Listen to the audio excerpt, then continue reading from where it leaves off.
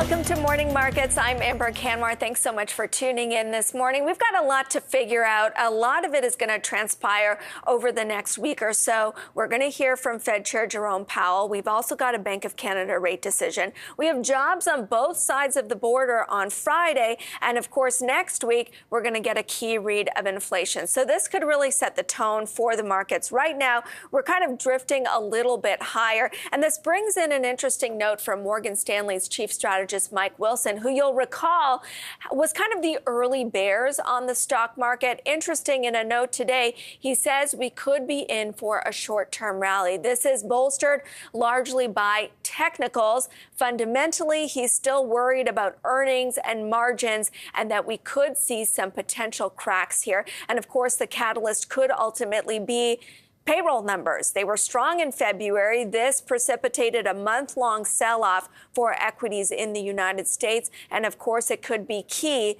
as we march towards Friday. Let's bring in Mark Sebastian, founder of Option Pit and CIO of Karman Line Capital. Mark, so I've been calling it sort of this dog's breakfast of things to consider, but I don't think there's any upside to get in front of some of the major catalysts that we're going to see this week. No, I think the upside already took place on Thursday and Friday.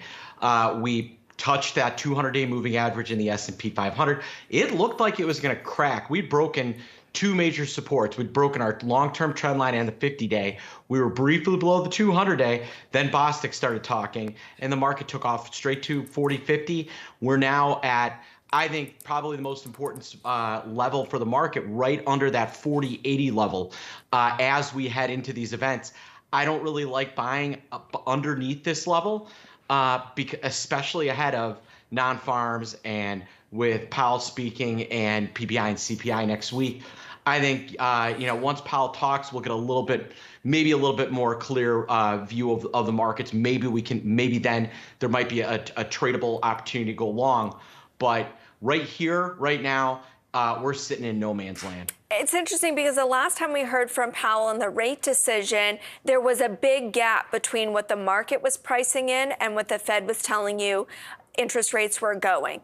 And since then, that gap has closed and the market has aligned with the Fed on the thinking that rates need to go up to 5.5%. So I wonder if that kind of sets the scene for it's unlikely that we get a hawkish surprise from there because the market has already repriced over the past month to get in line with what the Fed has been saying all along. Yeah, one of the comments that was made was maybe, we can stop raising rates in July. Well, that would actually get us higher than 5.5. So, there's still a little bit of potential on the hawkishness. The market still thinks a pivot is going to happen to reducing rates or starting QE much quicker than it is going to happen. But yes, I think the market is a lot more in line. Now the question is, do we see some of the multiples start to inflate again, or do we see multiple contraction, which I think in some areas needs to happen, and in other areas I think it already has happened. We've been seeing, for the past couple of months, there's been ebbs and flows, but the S&P has kind of been in a trading range. Yes. You haven't seen a sustainable breakout. You see them, kind of above 4,000, below 4,000, and we kind of obsess over that. But take a one-year look at the S&P 500, and it's been really nothing to write home about for the past couple of months. What do you think is driving that? Well, I think it's a kind of uncertainty. We're in a trading range, algos. There hasn't really been a catalyst to push us higher or lower since that bottom from last year. We really need to see a catalyst push us lower or higher. Otherwise, we're just going to stay in this chop where money moves in and out of different places. So right now, the S&P has had a nice little rally. The Russell 2000 has been softer because money's moved out of small cap and into mega cap. And this rotation where money isn't really leaving the market but moving in different places is what has kept the market in this trading range. And one of the reasons why I don't think we've seen a huge sell-off and why VIX is so low is there's a complete lack of fear. There is nobody in the world right now. I mean, maybe there's one. Does anybody believe the S&P can break 3,000 right now? does anybody really have that fear? Without that fear, without that starting to enter the market, that's really what causes these major sell-offs. The other thing is retail traders, institutions were selling in February. Retail traders were not selling. They were still buying this market. So we're seeing money continue to enter the market and just kind of move around and into different areas. Well, to that point, there might not be a catalyst to get down to 3,000, but then there's also not a catalyst to get meaningfully above 4,000. Can you really fight the physics of we are in an environment of central banks tightening and earnings quality is deteriorating, margins are pressured? It's just hard to fight those physics. You could try and nitpick here and there, but that's kind of the high-level state of affairs.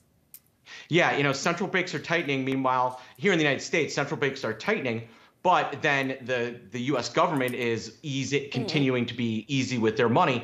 And so the Fed is actually fighting its own government to try and get inflation under control. And that's kind of one of the key things that I think a lot of people miss is there's still a lot of liquidity in the market, despite the fact that the Fed has really tightened the screws, and it's coming from the Treasury Department, it's coming from Congress. And so while we've got kind of tightening over here and liquidity over there, that is what keeps us in this trading range. When we see both sides tighten, that is where you could see that multiple contraction. You see the market really pull back, or if the Fed stops raising and we get into an environment where they can even start easing rates, that would be really the precipice for a big rally. But I don't see that in the very near term future. I think we're due for some more chop and lower volatility. With lower volatility, as I said, I think VIX is going to be 12 by the end of the year. 12. Wow. So yeah. How do you play that? Well, the way you play it is in these trading ranges. And so when we get down to that, 39, anywhere below 3,800 is an opportunity to buy the market. When we get above 4,200, take some profits on some of your long-term winners, hold the capital back, because we're just going to be in this range with lowering volatility until then. All right, thanks. No, go ahead, finish your thought. All right, well, another way to play lower volatility would be in an ETF. There's an ETF called SVIX. Now, do some reading. These are very, very complex ETFs. But if you want to have a short volatility position, the simplest way to do it is in this ETF SVIX.